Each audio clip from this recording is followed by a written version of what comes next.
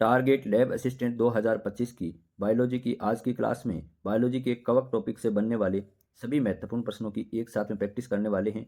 यह क्लास प्रयोगशाला सहायक एग्जाम 2025 के लिए अति महत्वपूर्ण रहने वाली है। पहला प्रश्न है, कवक तंतु अपने पोषक की कठोर कोशिका भित्ति को किसकी सहायता से भेद सकते हैं? एंजाइम, हार्मोन, तेज सिरों से, शर्करा स्त्रावन से। तो इस प्रश्न का सही उत्तर होगा ऑप्शन ए, एंजाइम के द्वारा। यानी कवक तंतु एंजाइम के द्वारा अपना जो पोषक होता है उसकी कोशिका भित्ति को भेद करते हैं। अगला प्रश्न है, एक ही पोषक पर अपना जीवन चक्र पूरा करने वाले कवक को कहते हैं। यानी एक ही पोषक पर अपना जीवन चक्र पूरा करने वाले जो कवक होता है उसे क्या कहते हैं? डाइकैरियोटिक, ओटोसियस, हेटेरोसियस, विषम जालिक।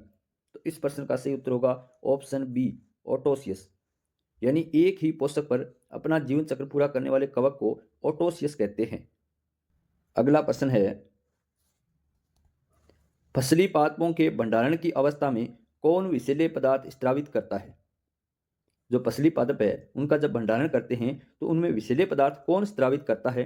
Aspergillus, Penicillium, Fusarium, Colletotrichum. तो इस प्रश्न का सही उत्तर होगा ऑप्शन ए, एस्परजिलस। फसली पादपों के भंडारण में एस्परजिलस है वो विषैले पदार्थ स्रावित करता है। अगला प्रश्न है, निम्न में से किस लक्षण के कारण कवक जंतुओं से समानता रखती है? यानी हमें चार ऑप्शन दिए, उनमें से ये बताना है कि किस लक्षण के कारण जो कवक होती है वो जंतुओं से समानता रखती है।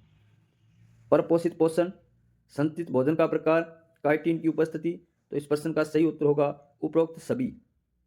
जो कवक होते हैं उनमें परपोषित पोषण पाया जाता है, संचित भोजन का जो प्रकार है और काइटिन की जो उपस्थिति है, इसके कारण जो कवक होती है वो जंतुओं से क्या रखती है? समानता दर्शाती है। अगला प्रश्न है, शेक कवक किस समूह की कवक है? एस्कोमाइस्टीज, बेसिडियोमाइस्टीज, फाइकोमाइस्टीज, ड्यूटेरोमाइस्टीज। तो इस प्रश्न का सही उत्तर होगा ऑप्शन ए या बी। कौन सा सही होगा? Option A, ascomycetes. तो शेक कवक है वो एस्कोमाइस्टीज समूह की कवक है। अगला प्रश्न है, न्यूरोस्पोरा जिसको पादप जगत का ड्रोसोफिला कहा जाता है किस वर्ग का सदस्य है? फाइकोमाइस्टीज, एस्कोमाइस्टीज, बेसिडियोमाइस्टीज, ड्यूटेरोमाइस्टीज। तो इस प्रश्न का सही उत्तर होगा ऑप्शन बी, एस्कोमाइस्टीज। यानी जो न्यूरोस्पोरा है जिसे हम पादप जगत का ड्रोसोफिला कहते हैं वो एस्कोमाइस्टीज वर्ग का सदस्य है। अगला प्रश्न है, बेसिडियोमाइस्टीज वर्ग में सम्मिलित है। बेसिडियोमाइस्टीज वर्ग है उसमें कौन सम्मिलित है? रस्ट, समट, मशरूम या उपरोक्त सभी। तो इस प्रश्न का सही उत्तर होगा उपरोक्त सभी। कि बेसिडियोमाइस्टीज जो वर्ग है उसमें रस्ट भी आते हैं, समट भी आते हैं और मशरूम भी आते हैं। तो इस प्रश्न का ऑप्शन क्या सही उत्तर होगा? उपरोक्त सभी। अगला प्रश्न है, गेहूं का रस्ट रोग किसके कारण होता है? एक लाल शैवाल, एक हरी शैवाल, एक कवक या माइकोप्लाज्मा। तो इस प्रश्न का सही उत्तर होगा ऑप्शन सी, एक कवक के द्वारा। तो गेहूं का रस्ट रोग एक कवक के द्वारा होता है। अगला प्रश्न है, लैंगिक जनन नहीं पाया जाता है। यानी इनमें से किस में लैंगिक जनन नहीं पाया जाता? फाइकोमाइस्टीज, ड्यूटेरोमाइस्टीज, एस्कोमाइस्टीज या बेसिडियोमाइस्टीज। तो इस प्रश्न का सही उत्तर होगा ऑप्शन बी, ड्यूटेरोमाइस्टीज। ड्यूटेरोमाइस्टीज में लैंगिक जनन नहीं पाया जाता, ये बात ध्यान रखना। अगला प्रश्न है, पेनिसिलियम कवक कौन सी क्लास से संबंधित है? जाइगोमाइस्टीज, उमाइस्टीज, ड्यूटेरोमाइस्टीज, एस्कोमाइस्टीज। तो इस प्रश्न का सही उत्तर होगा कि पेनिसिलियम कवक कौन सी क्लास में आती है? ऑप्शन डी, एस्कोमाइस्टीज क्लास में आती है। कौन? पेनिसिलियम। अगला प्रश्न है, कवक होते हैं, बहुत आसान सा प्रश्न है, कवक होते हैं स्वयंपोषी, होलोट्रोफिक, रसायनपोषी या विषमपोषी या परपोषित। तो इस प्रश्न का सही उत्तर होगा ऑप्शन डी, जो कवक होते हैं वो विषम पोषित होते हैं। अगला प्रश्न है, सभी कवक होते हैं क्लोरोफिल युक्त, क्लोरोफिल रहित, कैरोटीन युक्त, भित्ति रहित। तो इस प्रश्न का सही उत्तर होगा कि जो कवक होते हैं वो विषम पोषी होते हैं। यानी ऑप्शन बी इसका सही उत्तर होगा कि उसमें क्या नहीं पाया जाता? क्लोरोफिल नहीं पाया जाता। तो सभी कवक होते हैं क्लोरोफिल रहित। ऑप्शन बी इस प्रश्न का राइट आंसर होगा। अगला प्रश्न है, फाइकोमाइसीटी वर्ग में कवक जाल होता है। तो फाइकोमाइसीटी जो वर्ग होता है उसका कवक जाल कैसा होता है? तो इस प्रश्न का सही उत्तर होगा ऑप्शन ए, समकोशिकी और पटहीन। फाइकोमाइसीटी जो वर्ग है उसका कवक जाल कैसा होता है? समकोशिक और पटहीन होता है। ऑप्शन ए इस प्रश्न का राइट आंसर होगा। अगला प्रश्न है, समकोशिकी कवक जाल किस में पाया जाता है? राइजोपस, म्यूकर, पेनिसिलियम या उपरोक्त ए व दो दोनों में? तो इस प्रश्न का राइट आंसर होगा ऑप्शन डी कि समकोशिक कवक जाल है वो राइजोपस में भी पाया जाता है और म्यूकर में भी पाया जाता है, इसलिए सही उत्तर होगा ऑप्शन डी। अगला प्रश्न है, कवकों का संचित भोजन पदार्थ है, जो कवक है उनका संचित भोजन पदार्थ कौन सा है? सेलुलोज, स्टार्च, ग्लाइकोजन तथा स्टार्च, ग्लाइकोजन तथा तेल? तो इस प्रश्न का सही उत्तर होगा ऑप्शन डी, ग्लाइकोजन तथा तेल। कवकों का संचित भोज्य पदार्थ कौन सा है? ग्लाइकोजन तथा तेल। अगला प्रश्न है, कवकों की कोशिका भित्ति किसकी बनी होती है? तो इस प्रश्न का सही उत्तर होगा ऑप्शन ए, काइटिन की। बहुत अच्छा प्रश्न है और आपको भी इसका उत्तर आता होगा कि कवकों की कोशिका भित्ति किसकी बनी होती है? काइटिन की बनी होती है। अगला प्रश्न है, एस्कोमाइसीटीज वर्ग का मुख्य चारित्रिक लक्षण है। जो एस्कोमाइसीटीज वर्ग है उसका मुख्य लक्षण कौन सा है? तो इसका सही उत्तर होगा ऑप्शन सी, एस्कोस्पोर का निर्माण।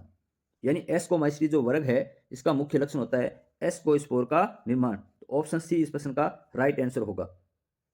अगला प्रश्न है, किसे सामान्यतः पादप जगत का ड्रोसोफिला कहते हैं?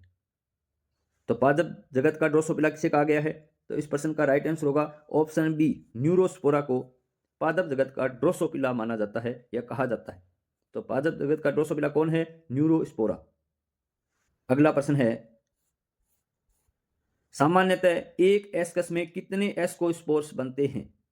यानी एक एस्कस में कितने एस्कोस्पोर बनते हैं? तो इस प्रश्न का राइट आंसर होगा ऑप्शन बी, 8 बनते हैं। भी ध्यान रखना, एक एस्कस में 8 एस्कोस्पोर बनते हैं। अगला प्रश्न है, मशरूम का खाने योग्य भाग होता है। जो मशरूम है उसका खाने योग्य भाग कौन सा होता है?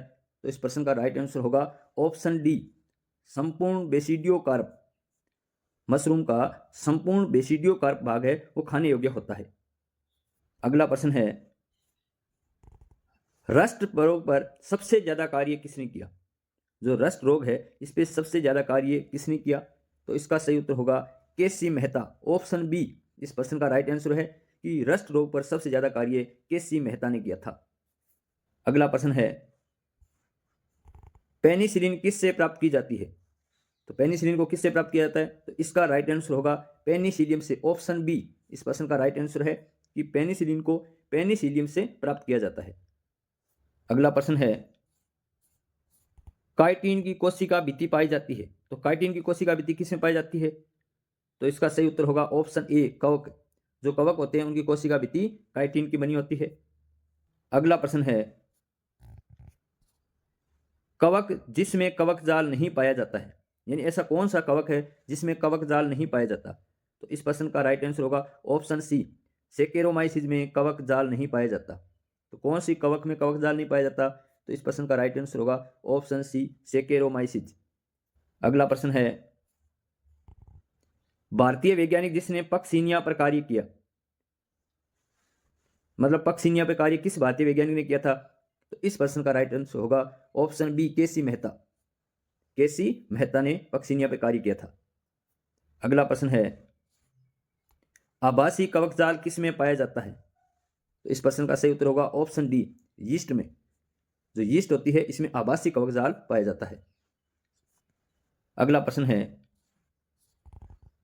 मुख्यतया द्विकेंद्र की माइसीलियम का पाया जाना किसकी विशेषता है? बहुत अच्छा प्रश्न है। तो इस प्रश्न का सही उत्तर होगा ऑप्शन डी, बेसिडियोमाइसीटीज।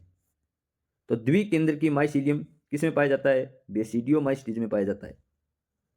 अगला प्रश्न है, ड्यूटेरोमाइसीटीज को इम्परफेक्ट फंजाई यानी अपूर्ण फंजाई कहते हैं, क्यों? तो इसका सही उत्तर होगा ऑप्शन डी, क्योंकि इसमें क्या नहीं पाया जाता? नहीं, डी नहीं होगा, ऑप्शन सी होगा, क्योंकि इसमें लैंगिक जनन नहीं पाया जाता।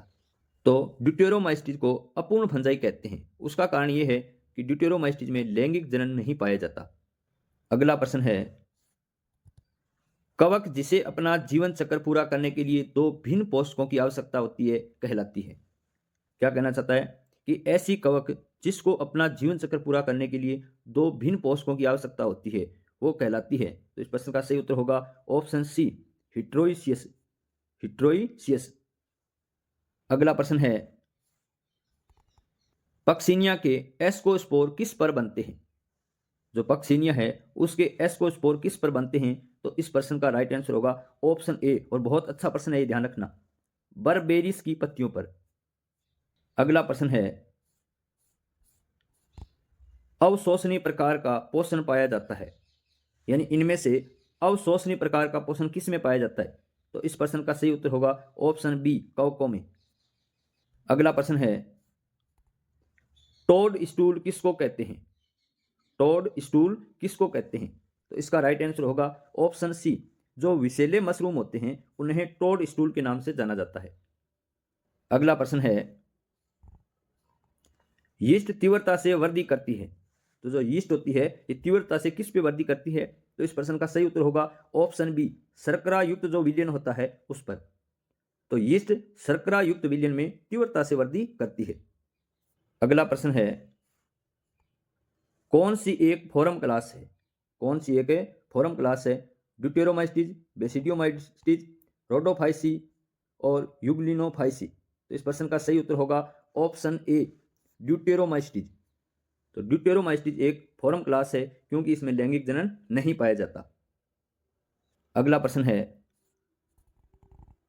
अर्गट कवक किस में सम्मिलित है? अर्गट कवक है उसको किसके अंदर रखा गया है? तो इस प्रश्न का राइट आंसर होगा ऑप्शन ए, एस्कोमाइस्टिज। तो अर्गट कवक को एस्कोमाइस्टिज के अंदर रखा गया है। अगला प्रश्न है, प्रोफेसर केसी मेहता किस में योगदान के लिए जाने जाते हैं? यह भी अच्छा प्रश्न है। इस प्रश्न का सही उत्तर होगा ऑप्शन डी, पादप रोग विज्ञान। तो प्रोफेसर केसी मेहता को पादप रोग विज्ञान के योगदान के लिए जाना जाता है। अगला प्रश्न है, कवक पारिस्थितिकीय महत्व की होती है क्योंकि? तो इस प्रश्न का सही उत्तर क्या होगा कि जो कवक होती है ना इसका इकोनॉमिक इंपॉर्टेंस होता है। क्यों होता है? तो इस प्रश्न का सही उत्तर होगा ऑप्शन सी, क्योंकि जो कवक होती है ये अपघटक का कार्य करती है। अगला प्रश्न है, सिट्रिक अम्ल किस से प्राप्त किया जाता है? जो सिट्रिक अम्ल होता है ये किस से प्राप्त किया जाता है? तो इस प्रश्न का सही उत्तर क्या होगा भाई? इस प्रश्न का सही उत्तर होगा ऑप्शन बी, एस्परजिलस से। तो सिट्रिक अम्ल को एस्परजिलस से प्राप्त किया जाता है, ये ध्यान रखना, अच्छा प्रश्न है ये। अगला प्रश्न है, कवक में हाइफी का गुच्छा जाना जाता है, तो किसको जाना जाता है? इसका सही उत्तर होगा ऑप्शन सी, जो माइसीलियम होता है उसे ही कवक में हाइफी का गुच्छा माना जाता है। अगला प्रश्न है, पादप समूह जो पोषण की विषम पोषी विधि दर्शाता है, पादप समूह जो पोषण की विषम पोषी विधि दर्शाता है, तो इस प्रश्न का राइट आंसर क्या होगा? तो इसका होगा ऑप्शन बी, कवक। जो कवक होते हैं ये विषम पोषी पोषण विधि को दर्शाते हैं। अगला प्रश्न है, लैंगिक जनन अनुपस्थित होता है, यानी आपको 4 क्लास दी गई है उनमें से किस में लैंगिक जनन नहीं पाया जाता? तो इसका उत्तर भी आप आराम से दे दोगे। इसका सही उत्तर होगा ऑप्शन बी, ड्यूटेरोमाइस्टिज में लैंगिक जनन नहीं पाया जाता। अगला प्रश्न है, अपटीय माइसीलियम होता है, यानी कवक जाल जिसमें पट नहीं पाए जाते, तो इस प्रश्न का सही उत्तर क्या होगा भी? यानी किस कवक का कवक जाल ऐसा होता है जिसमें पट नहीं पाए जाते? तो इस प्रश्न का सही उत्तर होगा ऑप्शन ए, फाइकोमाइसिटिज। तो फाइकोमाइसिटिज होता है इस कवक जाल में पट नहीं पाए जाते हैं। बहुत अच्छा प्रश्न है ये भी।